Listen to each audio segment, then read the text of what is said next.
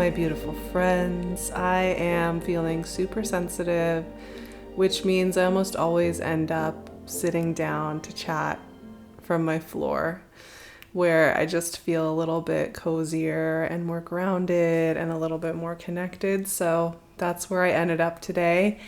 And we are going to be talking about a new moon that feels really near and dear to my heart for some reason. I think because it speaks to a lot of the way I feel like I move through the world, the way I feel through the world, this kind of bittersweet spirit that I am, which that's a great book actually to recommend for this new moon, which is Bittersweet by Susan Cain. If you're looking for a really loving book that supports anybody out there who maybe has a sense of nostalgia and longing and bittersweetness that they move with throughout their lives and feels really deeply and really keenly.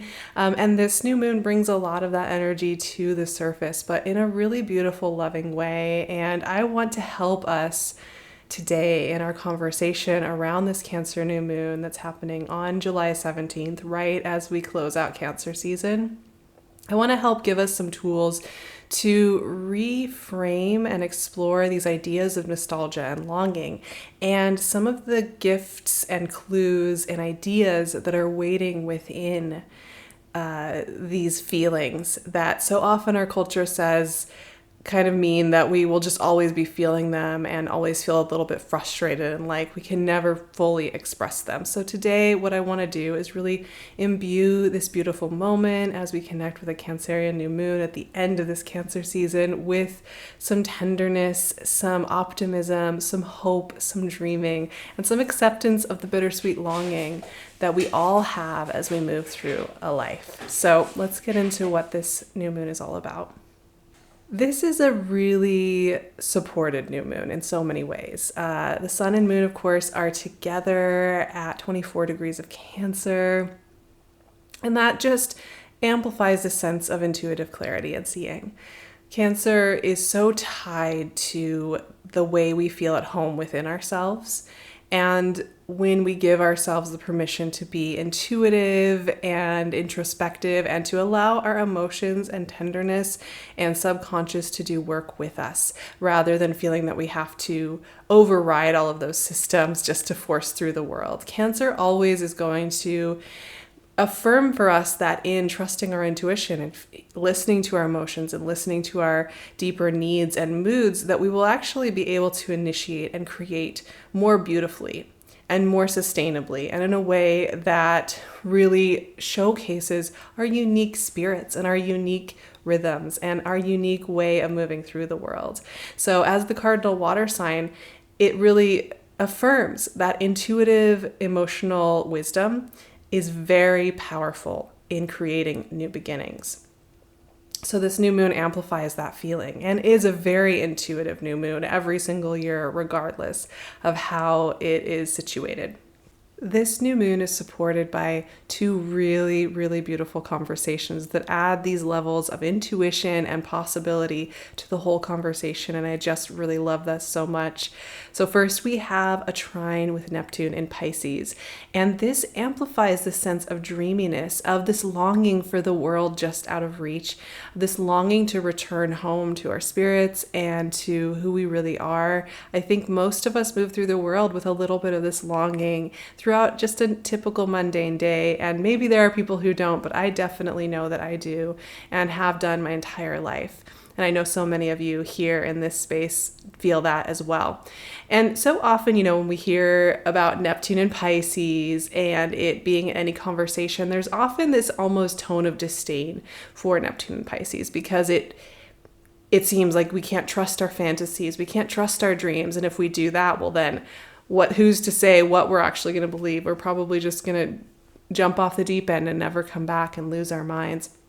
But I think it's so important to kind of question that, like, why do we have so much disdain and fear of our inner dreamer, of the longing to be connected to that beautiful world that's just out of sight? The poets and songwriters and artists from all time have always been trying to express. For me, this trine really reflects that type of longing and beauty in the world.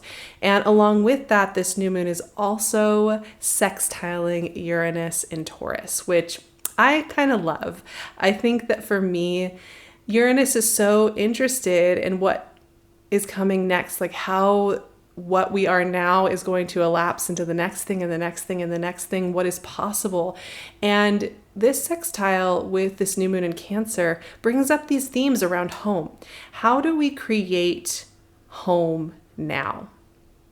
And as we are present with who we are now, and now, and now, and now, what does home look like? What does home feel like? How do we amplify that sense of home?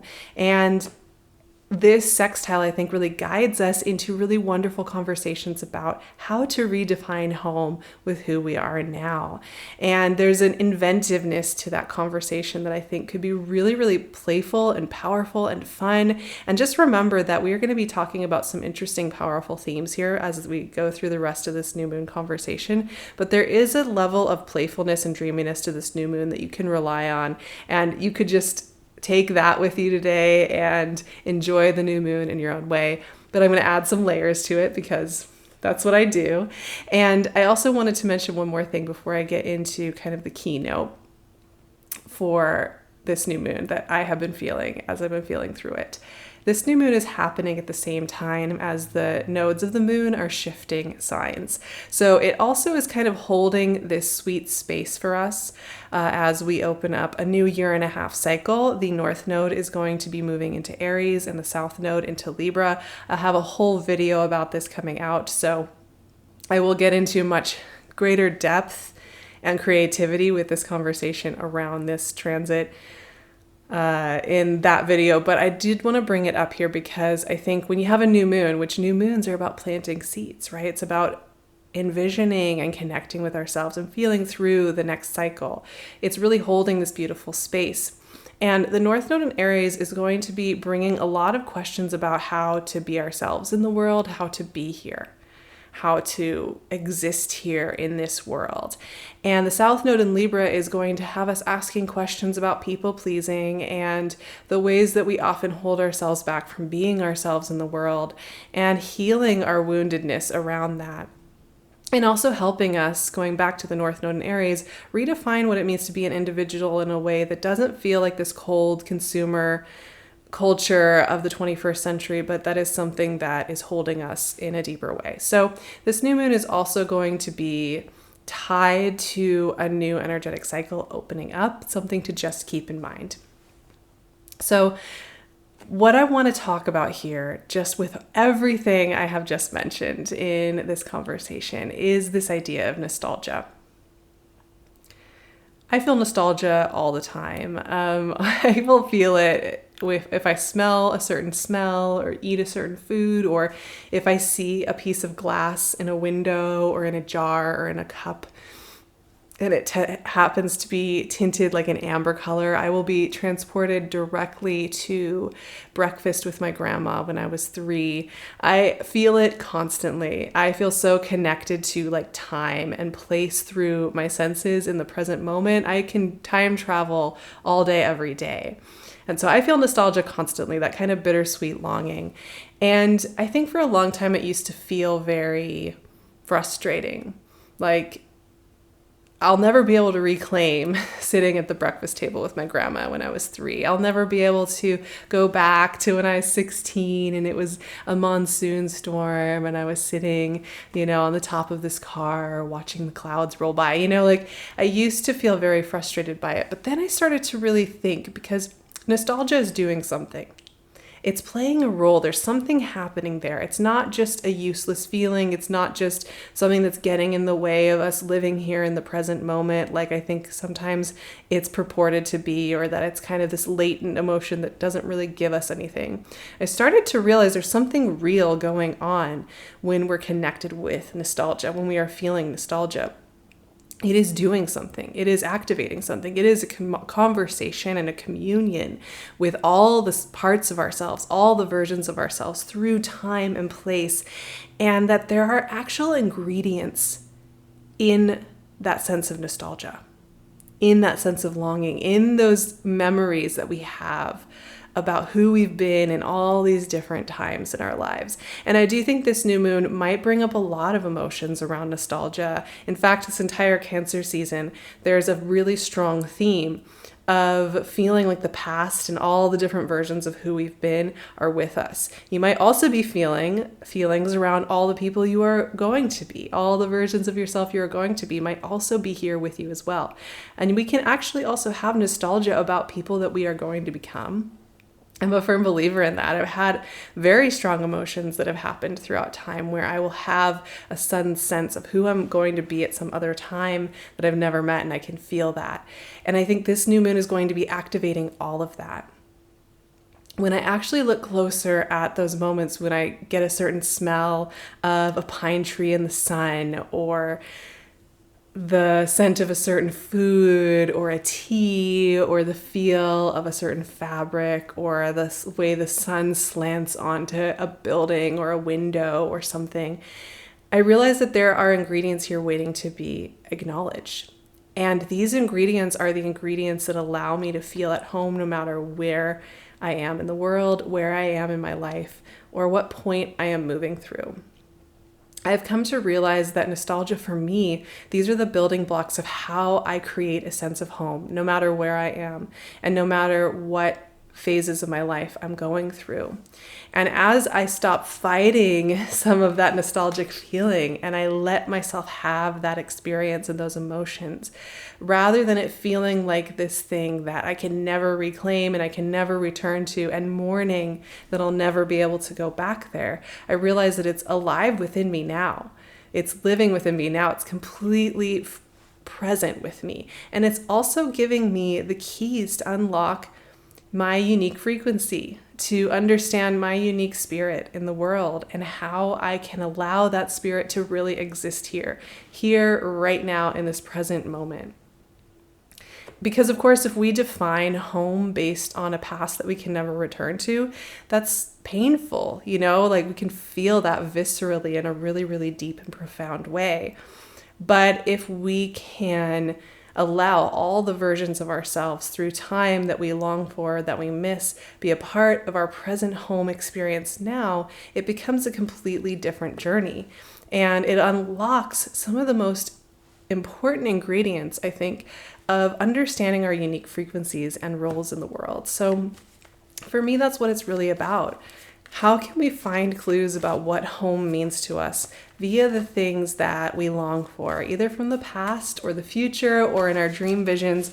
What information is there, and how can we use that to start to really embody that here now and find peace in knowing that the past and the future lives within us now, and that there's a beauty to that longing and that sweet nostalgic bittersweetness that can come up so often as we move through a day or a week. Let's see what cards want to come up in this conversation. I'm really curious.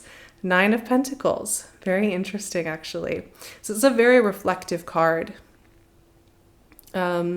It often reminds me of somebody who's taking that time to not be in the hustle and bustle. I know a lot of times we'll hear this card talked about as about accomplishment and all the sacrifices you make to be successful in the world. But for me, there's also an acknowledgement here that in taking time to be with ourselves and taking time to reflect and connect with ourselves, we are coming into greater understanding of ourselves. And there's a peacefulness to that energy in the card that I think reflects that that's a really beautiful way to spend our time in life, and it has value. 3 cards wanted to come out to join the conversation, so we're going with that. 8 of Wands, the Sun, and 6 of Swords. And like I said, this is a really playful full or new moon. This is a very gentle, loving, playful, curious, time-collapsing new moon where we can just have fun and daydream and fantasize. Like I said, 9 of Pentacles is an introspective card. I think it's also an acknowledgement of how far we've come or how we've moved or changed. And that can be a really beautiful moment of reflection and connection with ourselves and acknowledging that we've moved through so much. But the 8 of Wands and the Sun really remind me of this sextile that's going on with Uranus and Taurus, because for me, these are so interested in how we're going to innovate and create and move forward. This new moon is also happening just a handful of days. My little assistant is coming to sit with me. But this new moon is also happening a couple of days before Venus retrograde begins. And the sun, of course, is connected to Leo. And this Venus retrograde is going to be in Leo. And there's this inventiveness that we're going to be working with for the next couple of months that is reshuffling the ingredients and bringing in new questions, new insights, and new ways we're going to use our energy.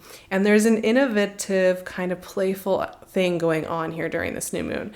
So while it might partially be about nostalgia, it could also just be a time of deep daydreaming, deep playfulness. I know so often we'll see these cards and it'll feel like now, go, go, go. But for me, it's like take all the pressure off and where does the energy flow? Where does the energy go? When there are no pressures, when there are no accomplishments, when there are no mountains to climb, where does our energy go? Where does it just naturally flow? Now, finally, we have the Six of Swords, and here's that bittersweetness that I was kind of talking about that can sometimes come up with Cancerian energy and just this new moon in general. And it's that leaving behind of a familiar shore, right? That's what Six of Swords is all about. And I think that this is a perfect representation of how it can feel so right. It's like, yeah, I'm ready to leave behind that shore. I'm ready to move on to something else. I know that it's time, but part of me wishes I could stay. Part of me really needs to go right now. And the sitting with both of those feelings. And I think this is just a really beautiful moment of holding space before we start some really new, big energetic cycles. And before we start to really rearrange the way that we use our energy in the world. And I think this is just a beautiful place of breath, sacred breath, where we're holding a space for the changes that are occurring, the alchemy and the transmutation that is occurring inside during this time. So there's a softness, there's a sweetness here, and I want us to just trust that and not feel so scared of all that's moving through and scared of ourselves and scared of our intuition, scared of our nostalgia. We can just have all of those things and be safe in it and know that it's a part of this whole mystery of us living and unfurling it and finding new ways to work with all the ingredients within us. So with that, I am going to be offering up the alchemy of Venus retrograde. We are going to be having every week I will put out a chat, a conversation, and move us through Venus retrograde, starting on July 20th and moving all the way through the retrograde into September. I will be offering up resources and guidance and a way to move through this and journal and reflect and just have some juicy, wonderful space. So if you are looking for that, I would love to see you over on Patreon. I am also going to be offering up an activation for this new moon over there. I offer a visualization or a meditation or a series of journaling questions for every single new and full moon. So if you're looking for just a way to hold yourself through that, I would love to see you there for that as well. And then we also have an upper tier where we meet every couple of weeks for a chat together. We just come together and talk about the world and where we are and our creative process. I'd love to see you for any of those things over on Patreon. You can, of course, also find me on Instagram and my website. And every time you like or subscribe or leave a comment or join the conversation about how this new moon is feeling, you allow my work to be here in the world. And that just means the most to me. It really, really does. There are a lot of voices in the world talking, and it can be a loud place. And I often wonder if I need to be continuing to talk to with all the noise and all the voices in the world. But I would just so appreciate that you all are here with me for that. So thank you so much.